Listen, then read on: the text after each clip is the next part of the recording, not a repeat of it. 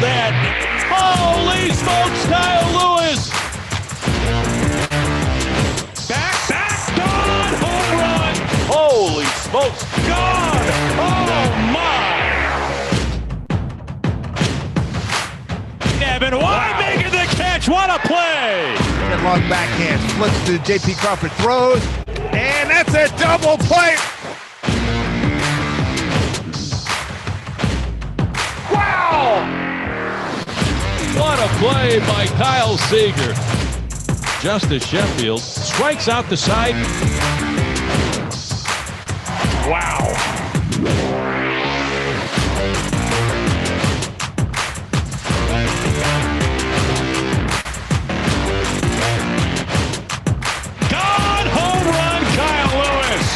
Marco Gonzalez, Bulldog tough, you bet.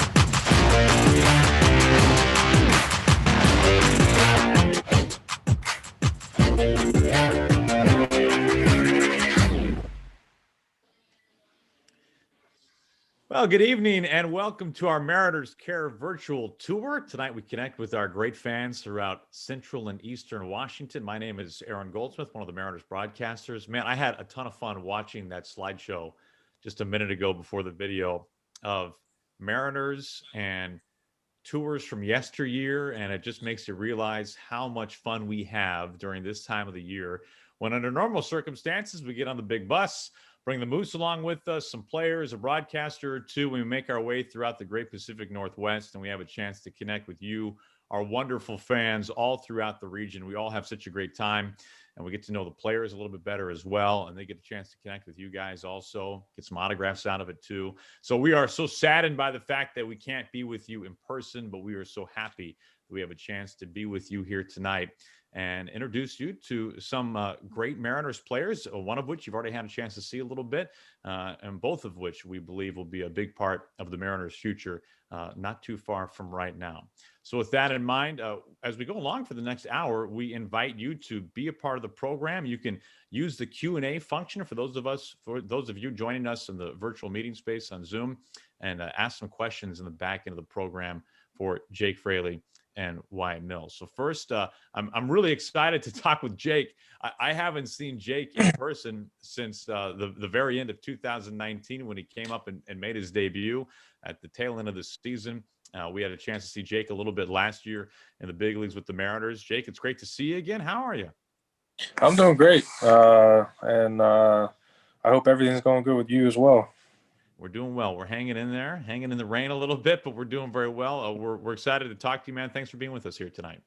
Oh, no problem. I absolutely love doing this. Very cool. Very awesome, man.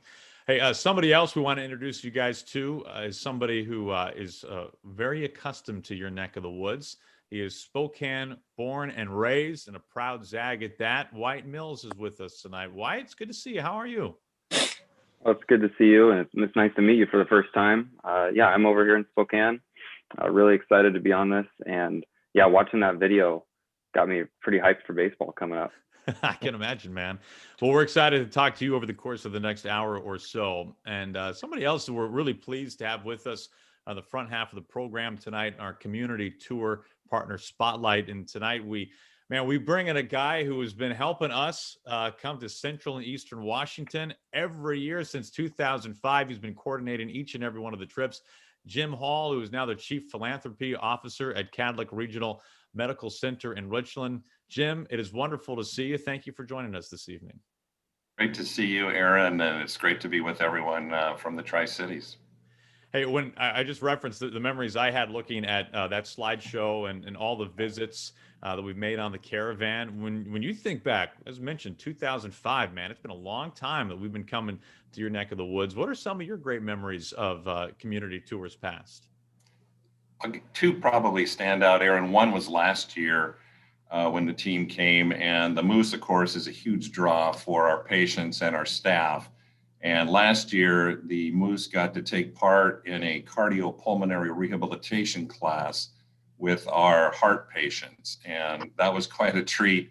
I'm sure a workout for him, but our fans, the people that were getting those exercises, putting the Moose through the paces was pretty interesting and quite funny to see. And another one is, to me, as an old-time baseball guy, obviously the young patients that we have in our hospital are the real attraction during these visits. One year when Rick Riz came and Matt Sinatro came, we had two elderly gentlemen who were patients here in our hospital. And Rick and Matt must have spent 15 minutes talking with those gentlemen about baseball.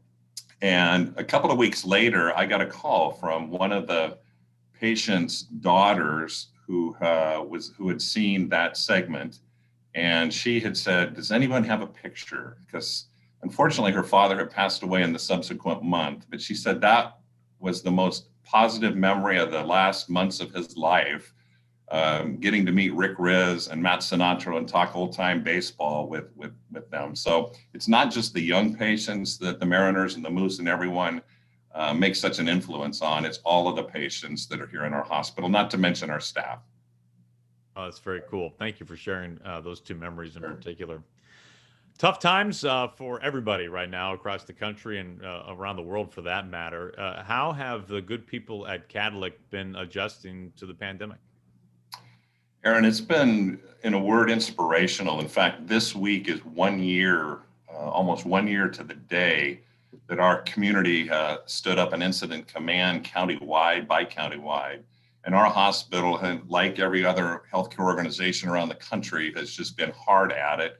We have 3,700 what we call caregivers, our employees, and COVID has hit our area pretty hard. Obviously, there's a lot of essential workers with the breadbasket of the Northwest. Virtually every crop is grown in our region. And so throughout the pandemic, the counties in and around the Tri-Cities and down into Northern Oregon have been hit especially hard.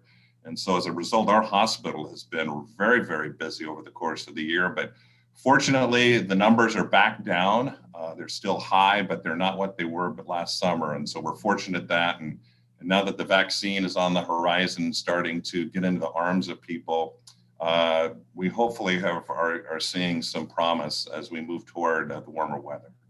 Yeah, I'm happy to hear that things sound like they're progressing a little bit on your end.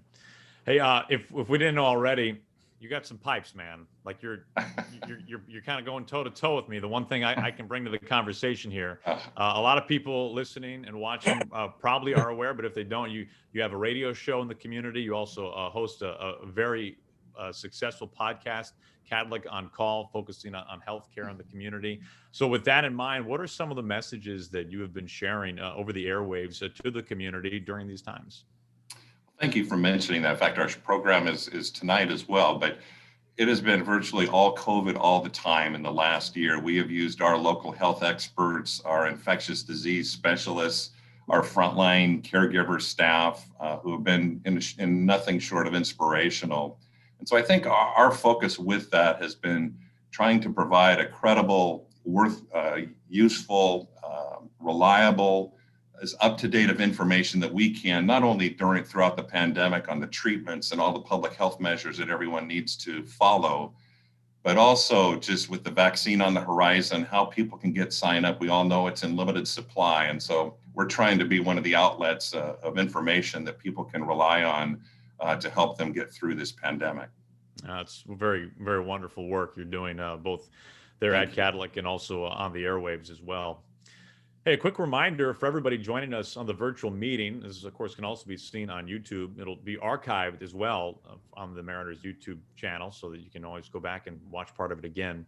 But you can use the Q&A function if you're joining us on the virtual meeting. For our fans who are joining us tonight from both Central and Eastern Washington, we're going to get some fan questions for the guys here. But to kind of get us warmed up a little bit, Jim, can you get us started with a little Q&A with Jake and Wyatt?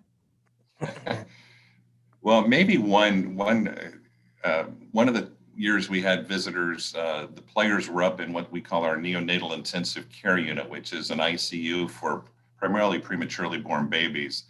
And so one of the years they were getting a tour of that, and they were quite taken by what they saw, these little babies that are often under 2 and 3 pounds. And so the nurses had them sign little different items for families that had children in the NICU, and they even had them sign these little diapers that were not your conventional size diapers. Obviously, for a 2-pound baby, they're quite small. And so following that, our local media was interviewing the players and asked them the question, what is the strangest thing you've ever autographed? And the two players both agreed, said, I just did, a diaper. So I guess maybe to Jake, what's the strangest thing that you've ever been asked to autograph? Yeah, that's pretty strange. I mean, I guess depending on which way you want to take it, I have a little bit more of a stranger one. It's same category. But when I was with the Tampa Bay Rays in 2017, I was in Port Charlotte in High A, and after our 4th of July game, so big crowd. It was a really, really fun game, really good game. And I get to the side after the game, and I'm signing autographs for all the kids and parents that are there. And this this couple comes up, and they have, I don't know how old the baby was, but I would say probably around like 9 or 10 months, very little. And it was 4th of July in Florida, like it was very, very hot. So I even think like the baby might have just been in a diaper, and they asked me to sign the back of their baby's shoulder with a Sharpie. I had to ask them like 3 times. I'm like, this is a Sharpie, are you sure? And sure enough, they wanted me to sign the back of their baby with a Sharpie. That's awesome. Aaron, can I ask Wyatt a question? Oh yeah, man, you're running the show right now. You got the keys. Well, it's interesting. We've had being in our part of the region, Wyatt being a Spokaneite, Marco Gonzalez got to come. We got to have him here a couple years ago. And Sean O'Malley is a Tri-Cities born and bred. In fact, he was born in our hospital, a Southridge High graduate. And he got to come a couple of years ago, which is a big treat for all of the Tri-Cities folks. And then Eric O'Flaherty, who is a Walla Walla High School graduate, came, I believe, one year. So we've had a lot of Northwest flavor to our visits to the Tri-Cities over the years and to Cadlick. And so I'd ask Wyatt, what does it mean to you to be able to be back kind of among your fans and your friends and being part of the Mariners? Yeah, for me, it's truly been special to just stay in Spokane my whole life, even in the off season. Most of the time the experience is you're going all over the country, but playing for the Mariners is the team I grew up, rooting for, watching Ichiro, watching Felix Hernandez, Brett Boone, Edgar Martinez, all those guys. So it really is surreal to play for the Mariners. Glad you're there. Well, Jim, we know you got a program to get off to, but we sincerely thank you for all your years of support. You've been so integral to the caravan coming to the Tri-Cities, and we're so happy you can join us here tonight. And we look forward to seeing you years down the road from now as well. Aaron, it's a thrill to be with you and a thrill to be with everybody tonight. Thanks for having me. Our thanks to Jim Hall, the Chief Philanthropy Officer at Cadlick Regional Medical Center in Richland. As we're going to almost open things up to everybody's questions. Remember, you can use the Q&A function if you're joining us in the virtual meeting space. First, I'm going to have a chance to talk with each of these guys just a little bit. Jake, we'll start with you. First of all, man, you had a chance to live with Justin Dunn, who we've had a chance to get to know in Arizona during the quarantine time and spring training time as well. And Jake, man, you guys did just some really wonderful things for frontline healthcare workers in the Northwest during that kind of shutdown period. Can you tell us what you did and what the inspiration was? Yeah. Well, I mean, obviously at that specific time, everything was kind of coming out. We had the events that obviously eventually led to everything, everyone being quarantined in the pandemic. And eventually me and Justin got, like you said, we were living together during that time when we were bunkered down in Arizona. And, it just kind of came across. Me and him actually have the same agency too. So me and him and our agency, just got on the phone and we were like, man, we want to do something to really help and really, lend a hand out to the community and especially the frontline workers. because they're on the front lines, of course, and they're putting themselves out there to be at risk for everything that's going on to really help everyone that was getting sick from this virus. And so we kind of came to the conclusion, with the help of our agency, we were able to put together and hook up with a restaurant and provide meals for a couple different hospitals, and to be able to just kind of on us for a day. They don't have to think about, what they're going to eat or, what they're going to make when they get home after a really long shift or after a night shift, that we're able to take care of at least one of their meals, to be able to provide for them for everything that they've, provided for all of us as a community. That's awesome. And you actually had a chance, you and Justin had a chance to engage, to interact with these frontline healthcare workers via video conference and speak some of these words to them directly. And I can only imagine what it was like for you both to feel and hear the gratitude coming back from them and the impact that you made. Oh, of course. We were able to do this very thing, obviously being very safe in the best way that we could through Zoom. And we were able to get on there and talk to different, I guess, I don't know if I'm saying the right terminology, but different branches of the hospital, that we had kind of a brief moment where they were all able to gather together and kind of get on the Zoom call as well. So we were able to speak to a few different branches of the different hospitals. And, that was the best part, was just being able to kind of, in the best way we could at the time, come face to face and really be able to tell them from, where all of this was coming from mine and Justin's point of view. And just to be able to see their faces and how happy they were to hear that, it made it, worth it. When I learned that you lived with Justin Dunn, I was just amazed that there was room for another person, let alone another family, to live with Justin, given the shoe collection, man. I mean, that in and of itself would take up the garage, the living room, and the master, I would think. How did you do it? Yeah, well, I stayed away from his side of the house where his room was, because every time I would look in his room, it kind of gave me anxiety with the amount of stuff that he had in there with the shoes. I don't know how he does it, man. I'm like a super, very neat, very clean. You can ask my wife. I'm like almost to the point of OCD about making everything very clean. It's just kind of like my nature. And he's, got a lot of shoes that are, he keeps them very organized, but it's just kind of a lot of things in a little space. And but he makes it work, man. He makes it work. He's put together. He looks put together on the outside, but it doesn't surprise me that the shoes can get a little. I mean, it's a lot of shoes. To your point, hey man. When I was thinking about talking with you, and unfortunately, given the world and the fact that you debuted very late in the 2019 season, and then unfortunately suffered an injury that cut your season short just at the very tail end, I haven't had a chance to interact with you a whole lot.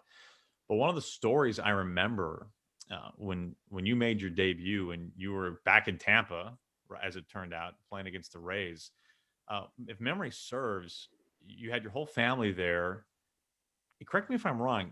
Did your dad drive with you to the ballpark the day you made your debut? Yeah, he did. Tell us this whole story. So obviously, I found out I was getting called up, and my immediately family was fortunate and very blessed enough to be able to get tickets and the right time to be able to get in on time the night before. And so they got in. We were able to spend that night together very briefly before I went to say I didn't really sleep so much after everything that happened, but getting there, me and him were able to kind of get in a car and drive over there.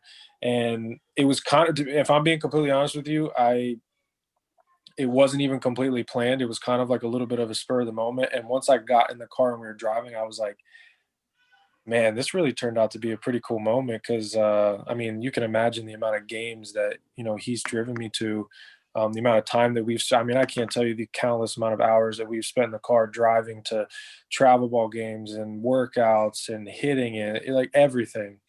So it turned out to be such a very, very blessed moment between us.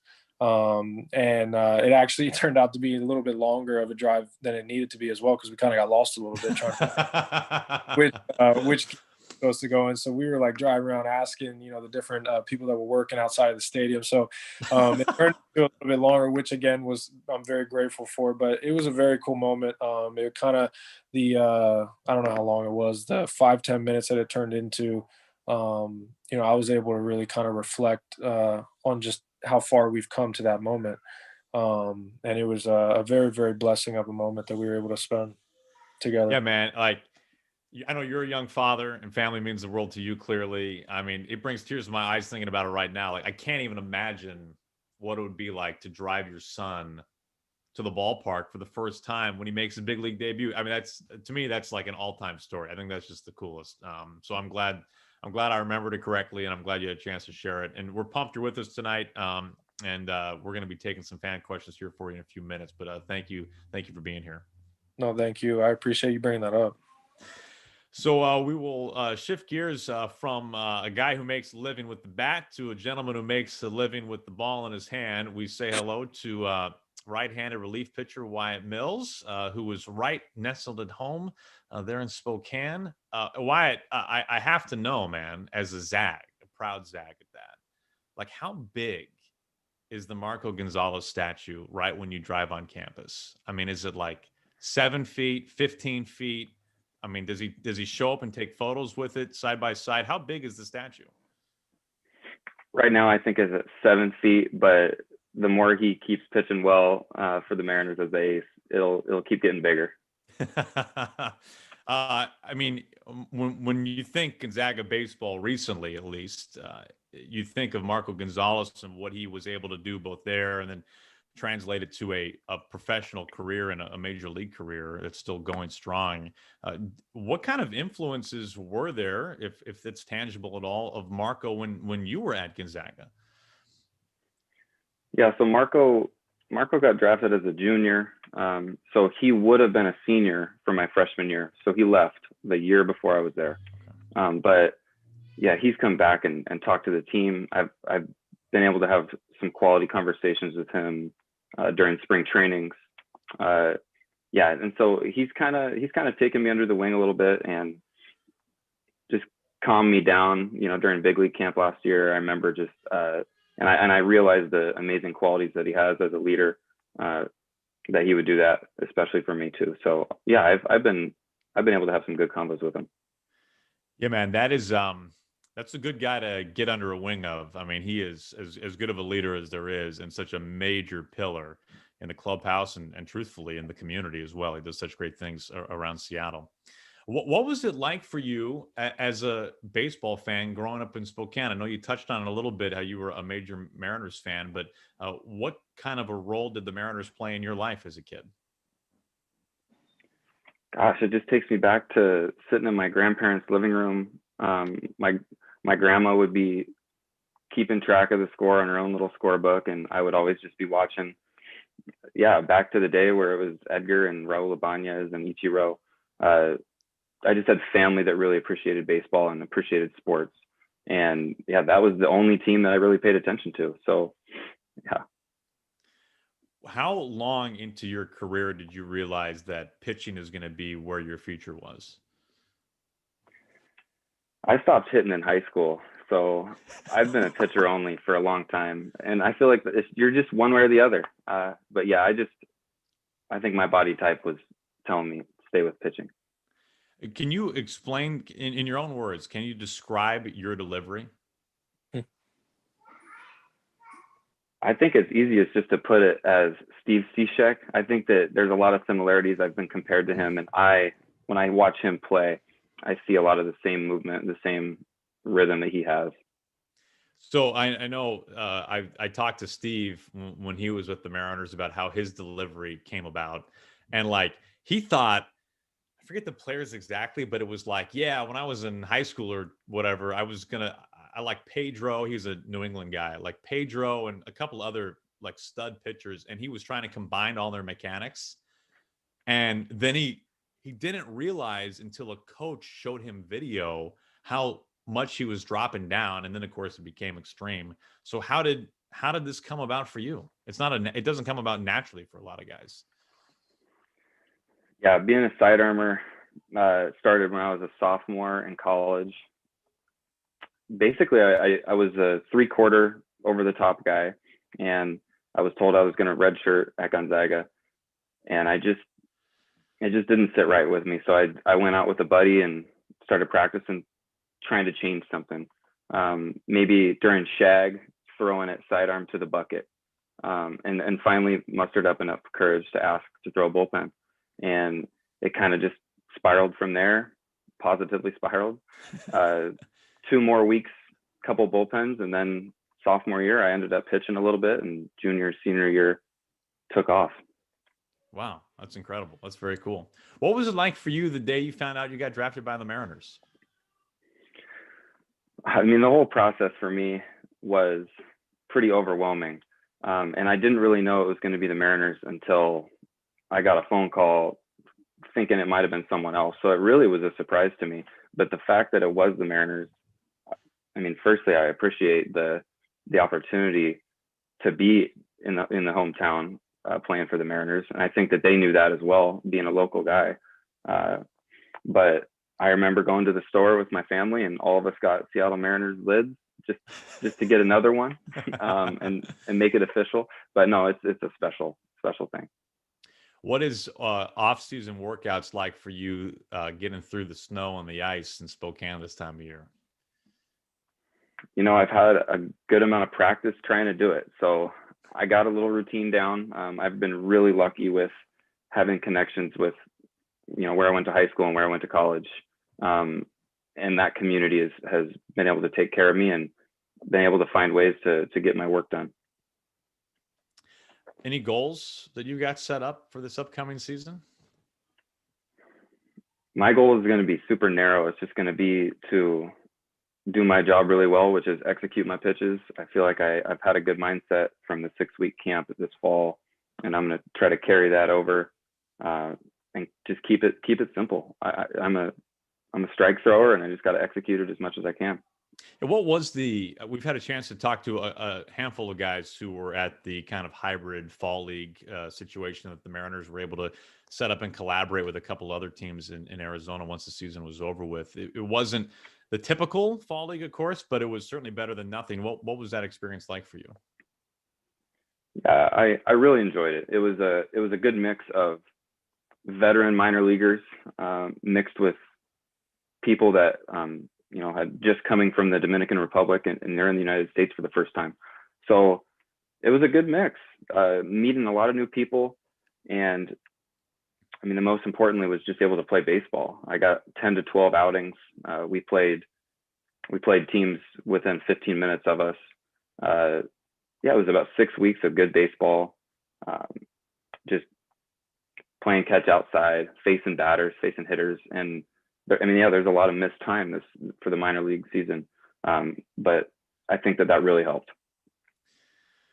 Well, Wyatt, man, we're pumped you're with us here tonight. I know that the people in Central and Eastern Washington are especially happy that you are here, and the hometown kid is a part of this call. We're thankful that you are here with us tonight, so thank you. Oh, thank you. Well, before it's your turn to engage with both Jake and Wyatt, and we know you are thinking of your questions, remember you can use the Q&A function, and you can enter your question to be asked to each one of these guys. Before we get to that, let's check out a quick video.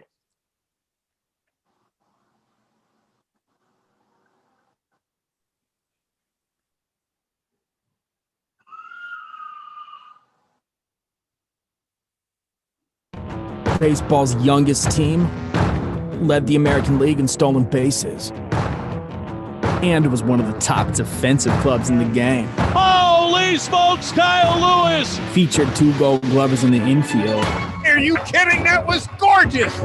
Evan White making the catch! Plus another with the hardware in his trophy case. What a play! Don't forget the unanimous AL Rookie of the Year. God, home run, Kyle Lewis! You cannot stop number 1. And top rookie starter. Justice Sheffield strikes out the side. With the Bulldog atop the rotation. Bulldog tough, you bet. Oh, and throw in one of baseball's best farm systems. And we've got one question. Are you ready for more? Mariners baseball. Fun times ahead for the Mariners in this upcoming season. There's no doubt about that. Hey, I'm curious. It's funny on both hype videos that we've seen for the Mariners. that guy who wears number 1 has been featured a number of times. Jake, I'm curious, man. You've had a chance since coming over to the organization to share a clubhouse and spend a ton of time with Kyle Lewis, a guy that is beloved, obviously, for what he does on the field, but certainly for what he does off the field as well. Can you tell us what Kyle the guy is like? Yeah, of course. I didn't know, never met him, didn't know him in any close sense before getting traded over here. So when I got traded over here was the first time that I was able to, meet. Obviously knew of Kyle. We were both in the same draft, so I was very aware of who he was. So that was the first time I was able to really get to know, really, really know who Kyle was in 2019. We got to play together for, the entirety of that year. And, he is one of the hardest workers. That guy has more determination than anyone I've ever met. That speaks for itself from, just the outsiders looking in, just from what he's gone through in his short professional career and had to overcome. But, when you get down into the nitty gritty, there's nobody that you would, want on your team than Kyle Lewis. And just getting to know the person that he is, man, he's an unbelievable friend. He cares about everybody around him, even more than he cares about himself. And when you have a guy like that in the clubhouse who, everybody sees what he does out on that field every night, but also the guy that he is in the clubhouse, man. He's the perfect person in the clubhouse to build a team around. He's an unbelievable guy. Yeah, it's cool, man, because during this, we're just coming off the heels of the 2-week-long Mariners Virtual Baseball Bash, where we had 60 members of the Mariners organization take part of basically like a 2-week-long fan fest. I know you guys are well aware of it. And we knew this about the organization last year, but we didn't have as much interaction with the players, those of us who aren't in the clubhouse for a living. But one of our biggest takeaways, I would say, for those of us who do what we do up in the booth is, man, the quality of the human being, right? Like the talent speaks for itself, especially when you talk about the young guys and what the industry says about the prospects and all that stuff. And you look at the numbers that you've posted since coming to the Mariners, like the numbers are awesome for everybody. But the intangibles of the quality of the human being, some other guys you were with in Arkansas that season alongside Kyle, like Evan White, like Dunn, like Sheffield. These guys all seem to be cut from a very similar cloth. What has been your overall impression since coming to the organization, just in terms of the type of person, not the player, but the person that's within the organization? Yeah, I 100% agree with you. I think Jerry and the entire, ownership has been awesome at bringing in that very similar type of guy. And it's been, I've said this since the end of 2019. So that off season and then into last year, every time that it gets asked, whenever it comes up, and just that 2019 team in Arkansas, quite a few guys are obviously have made it up to the big leagues now with the Mariners. The biggest takeaway that I've gotten from, and White was on that team, so he can vouch for it as well. That team was so successful. Obviously, you had unbelievable. We had the most talented team, in my opinion, in all of minor league baseball, all on one team. But the reason why I feel like we were able to have so much success together as a team was because of the type of people that we had in that clubhouse, and now, like I said, you're now seeing that transition to the Mariners in the big leagues, and having that type of quality person from the very front of the team to the back of the team, widespread. You are now seeing kind of a culture that is now being created that is going to do nothing but have success. You have guys that are all pushing for each other. They all care about each other's success more than their own. And in my opinion, I think that is the very big key to having a very successful team, a very successful season, and kind of doing the things that we are all setting out to do as an organization. That team was great to watch and track from afar as we were in Seattle going through that 2019 season, looking at what you guys were doing in AA Arkansas. Wyatt, along the lines of that year, man, your pitching coach did such a great job that he gets called up to the show. We had a chance to enjoy the company of Pete Woodworth last year, and we'll be enjoying him as well moving forward into 2021 and beyond. What are your memories of working alongside Pete? Oh, I love Pete Woodworth. He's definitely my favorite pitching coach I've had, and I do want to say Mitch Canham, the coach who started that. Yeah, him and Pete really created a brotherhood, and I think the players, like Jake said, all bought into that, and obviously now you see that trickling into the Seattle Mariners big league team, and the young guys that are coming up, they kind of know what to expect. But yeah, Pete Woodworth, he's a guy that he's worked with me for several years from Modesto and then to Double-A, and I'm really excited that he got the opportunity to the big leagues. Yeah, yet to find somebody who doesn't say something along the lines of Pete Woodworth, my favorite pitching coach. Like that gets said so many times. And you're right about Mitch, who is now in Corvallis doing great things and will be for probably decades to come as he has gone home to his alma mater and will take over the reins of that powerhouse.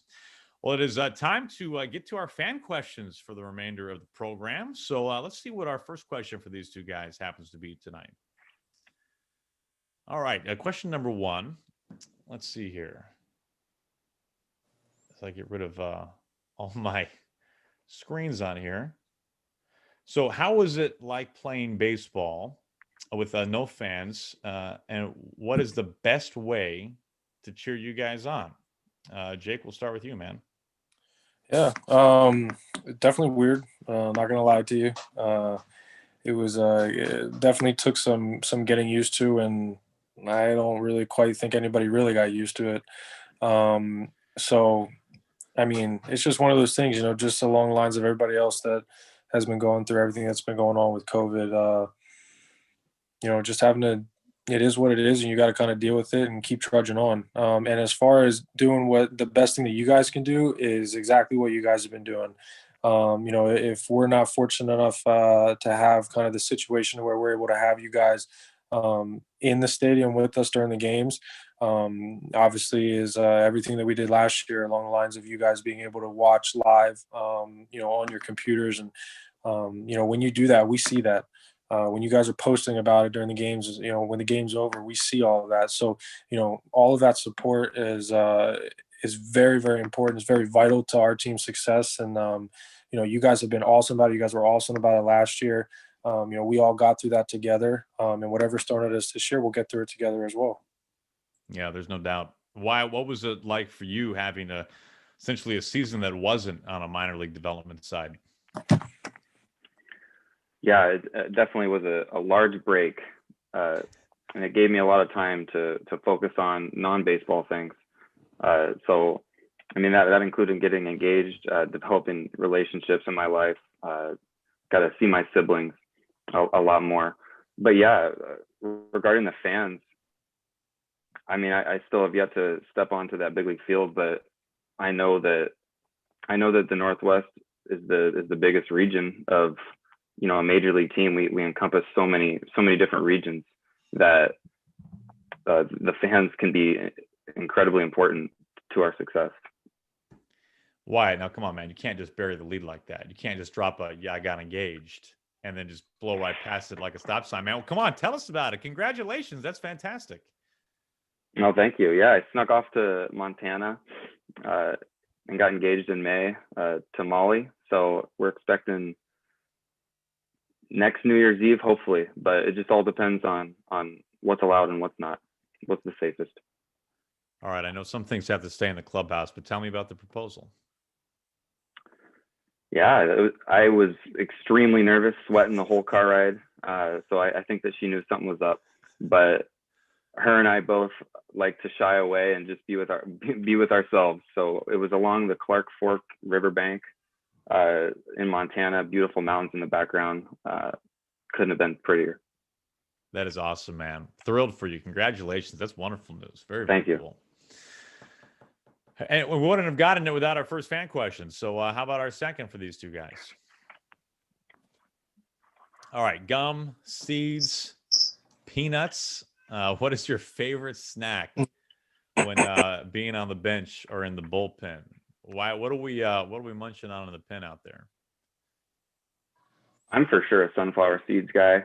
I like to try all different flavors, all different brands.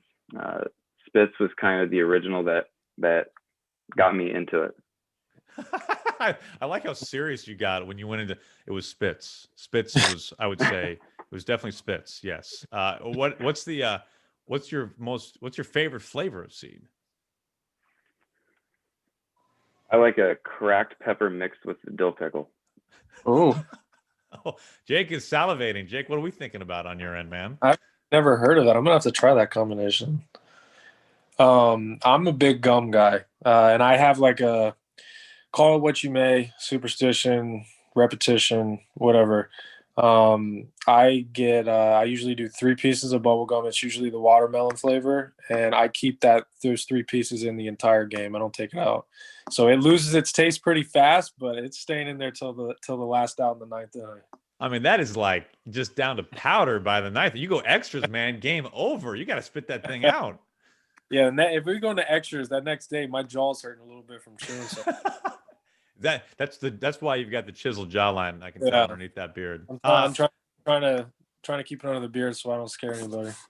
Now, I mean, when I'm down in the dugout before a game, and I see the stash of bubble gum, man, there's no watermelon. Are you providing your own watermelon gum? No, you got to dig to the bottom. There's a watermelon. If I'm not mistaken, it's either because it's the different colored wrappers, and I'm pretty sure if I remember correctly, it's like a dark purple and like a red, and it's watermelon. You got to dig to the bottom. They're never at the top.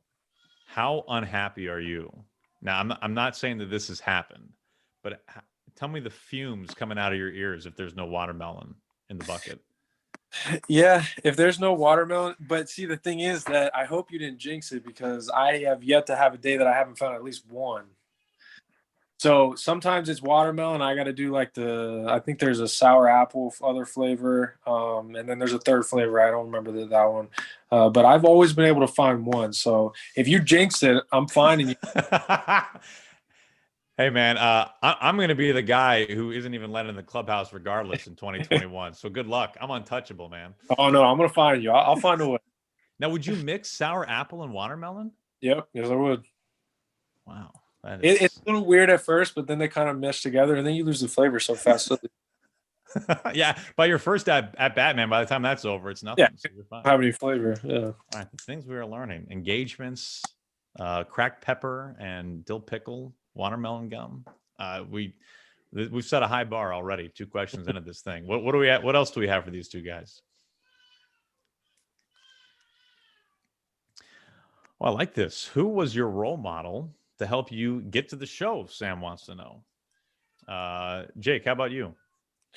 Yeah, we actually did. I was able to talk about this just a couple of days ago when I did another virtual event for the Mariners here. And I love talking about this, and it catches a lot of people by surprise sometimes just because of some of the personal problems that this man has had in his life and while he was playing. But I always looked at Josh Hamilton, and very, very, very specific to because I'm a believer in Jesus. And when he was playing his career, that was the main thing that he always kept on the forefront of everything that he did.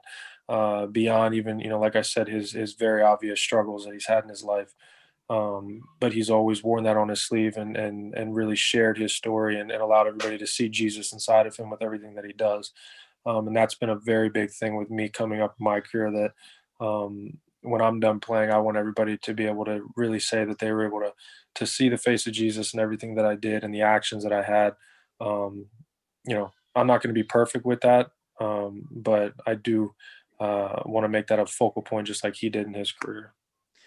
Yeah, you could write a book, make a movie out of his career. And my goodness, when he was in his prime with the Rangers, you don't have to remind Mariners fans. I'm sure Wyatt saw a lot of those Mariners-Rangers games when Hamilton was in MVP form. Yeah. Wyatt, how about the biggest influence on you so far to this point in your career? Yeah, for me, growing up, from a pitching standpoint, I really, really loved watching Felix Hernandez, just his competitiveness. When he was in the zone, it was like no other. But, off the field, I just want to thank my parents. I think that they were amazing role models for me.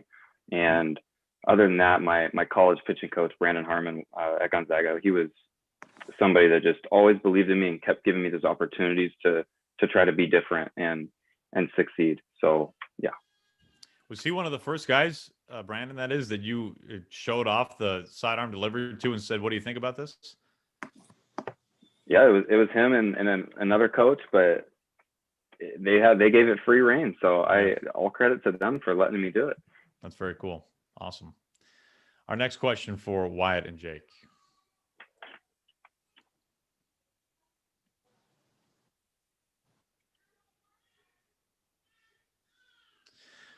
All right. What kind of hobbies or things do you like to do when traveling? Books, the other? I mean, a lot of time on the road, a lot of time on the bus when you're down in the lower levels. What do you guys think? Jane wants to know. Wyatt, how about you? Yeah, while traveling, I really like to listen to music. I think that it's turned into, I like to learn, try to make music. So I like to just mess around on Logic Pro 10, make my beats. I don't know. Call me a DJ, call me whatever you want. But I really enjoy music. So it's either that or I do enjoy video games as well. I do like to read. DJ Wyatt. All right. On Players Weekend, when your time comes in the show, man, we can get DJ Wyatt on the back of the uni. I like that on the nameplate. No, you're not feeling that? Not feeling that? No, I do. I like that. I'm vouching for that. That needs to be a DJ Wyatt. I like that. All right. I got Fraley's input. Jake, what about you, man? I love video games. I'm big into Call of Duty, so I bring my system and my monitor, so I be able to play in the hotel rooms. But I'm also a big reader. Obviously, I get in the Word, I get in the Bible every day. But as well, one of my favorite books that I actually read for the last 2 years was a book called A Case for Christ, which was an unbelievable book talking about kind of taking the emotion out of the way and really getting down to kind of just like the facts behind Jesus is who he says he is. And it was written by a man named Lee Strobel, unbelievable man, unbelievable pastor. And he actually wrote it from a very unbiased standpoint because at the time of him doing all this research, he was actually an atheist. So it's a very, very good book, very easy read. But yeah, I'd absolutely love to read. I do love the imagery of you digging into the Bible for a good half hour, putting it down and picking up the controls for Call of Duty. I mean, there is some. 100%. No, I saw you and Justin Dunn did a little Cribs episode in Arizona a long time ago. Well, not that long ago, but a while back. And I mean, you guys had you had your setup in your room. He had his setup. I mean, you guys are sucking all the bandwidth out of the entire Peoria area. I mean, this is definitely a thing amongst some of the guys. Who's the best COD player? Man, that's a tough one. I know JP's pretty good, but he doesn't play a lot of Warzone. So if I had to go with Warzone, man, I would probably go with you got to bring it up to him too, because he kind of keeps it on the wraps. Like, he doesn't play a lot of video games. He doesn't play a lot, but he plays a good bit, especially during the season when we're kind of all together. But Kelnick is unbelievable at Call of Duty, and this guy is good at everything. It's unbelievable. See, now that's exactly when you brought up Kelnick's name. I'm like, the last thing. First of all, I'm shocked. I'm shocked that he doesn't talk about it. Like, I don't know what the. No, he's gonna give me crap about this. You're gonna bring it up to him. He's gonna be like, no, that doesn't happen. I don't. And he doesn't play a lot of video games, but during the season when we're all together, and we're playing, he'll get on with us almost every night, and he is really good, really good. See, it's upsetting to me that and I don't know why, just because there are those people in our lives who are just dominated everything they do, and Jared seems to be one of those guys. So it's more maddening to you guys, I'm sure, that he doesn't play that much, and then when he passively picks up the remote, he just slays everyone. Yeah, it's incredible.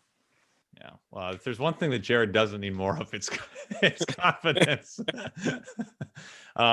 Incredible ball player. I've enjoyed my interactions with him. Now, when I talked to him about Call of Duty, should I not say Fraley told me? Oh no, bring it up. I want you to. But I will bring it up. But should I say it's an anonymous source? Yeah. No, bring up my name. Say Jake Fraley said that you play a lot of Call of Duty. I love Kelnick. I got into really get to know him last year when we were at the alternate site for quite a bit. I actually consider him one of my very close friends in such a short time that I've gotten to know him. And I love Kelnick to death. So you 100% need to bring up my name because I want to make it. Jake Fraley, outfielder, number 8, told me. Yeah, perfect. Very cool. Yeah, he is like, man, in my conversations with him, it's like everything that you hear about him and read about him as a dude, like it all was right there in front of me when I speak to him. Like there's nothing hidden. It's like, this is how I am. I want to beat you. I remember he had a line about, because I asked him what it was like having a year without competition. And you guys had competition at the alternate site, but it's against friends, right? There's something different about like the primal competition against a stranger, right? And he's like, all I want to do is wake up, go to the ballpark and beat somebody. And then I want to go to the golf course and I want to beat somebody else. It's like, all right, that's all I need to know. Very cool. All right. I will bring that up with my next Kelnick conversation whenever that happens. Let's see. We have about 5 minutes left or so with these two guys. Sorry for the tangent on, what we just did. How about a few more questions for these two guys? All right. What is your favorite part of your career? Nathan wants to know, man. That can encompass a lot. Let's see. I'm going to stall for you guys for a minute. Is anybody giving a thought to the favorite part of your career? Wyatt, anything coming to mind? The first thing that comes to mind, Jake already touched a little bit, was just that Arkansas team in 2019. That was just like a pivotal moment in my career, just because the competition level had jumped up from high A. We had a lot of new faces, a lot of big trades were made, including, Jake joins the organization, including many others, Justin Dunn. We saw Sheffield down there. Kyle Lewis was there, Evan White. So just building that brotherhood, and that was the most fun so far for me in my career. That's very cool. What a team, for sure. Jake, how about yourself? Yeah. I want to go 2 different routes with this, if Nathan doesn't mind. One was the way that the why went 100%. To be honest with you, and this is tough because I had quite a few very, very memorable years at college at LSU, but the memories that I made with that team in 2019 in Arkansas was hands down the best time that I've ever had playing baseball in my life, to this point. And then 2, the different route, my favorite part of what I'm able to do with my career every single day. And this is a reoccurring thing with me as you talk to me more and more, and that's simply just being able to share the love of Jesus in everything that I do. To be able to allow everybody to see those actions in me and everything that I do, how I interact with people, my relationships, and just being able to allow everybody to be able to see that love of Jesus through me, that he has for everybody that I come in contact with and everybody that I'm able to pray for, talk to, all of that good stuff. That's awesome, man. That was very cool. And it's neat hearing both you guys talk about that Arkansas team and think about the fact that all those guys are around, right? Like we've seen a lot of them already in the majors, more are on their way. So hopefully the magic that was created in that season can be duplicated at some point in Seattle in the not too distant future. We've got time for one more question for Jake and Wyatt. Oh, this is always a fun topic of conversation. How do you choose your walk-up song? What is your current song? All right. So Jake, what are we walking up to as you're chomping down on that watermelon gum? I have actually I've gone back. I've had since freshman year at LSU. It is an older song. It's called "The Man" by Alo Block. Pretty sure I said that correctly. And I've used that since freshman year. Last year I transitioned to a worship song. And I haven't quite decided this year if I want to go to another worship song or if I want to kind of stick with the one that I had with The Man. Very cool. I like it. Wyatt, what are we running out to the hill on? Yeah, I don't have as exciting of an answer. It really is too much. It's just too much for me to pick a song. There's just not one. So I always opt out and I just let the people upstairs pick it. I don't know if that's going to be a good decision going forward, but I always opt out. Like, there's never been a time where you've been running out.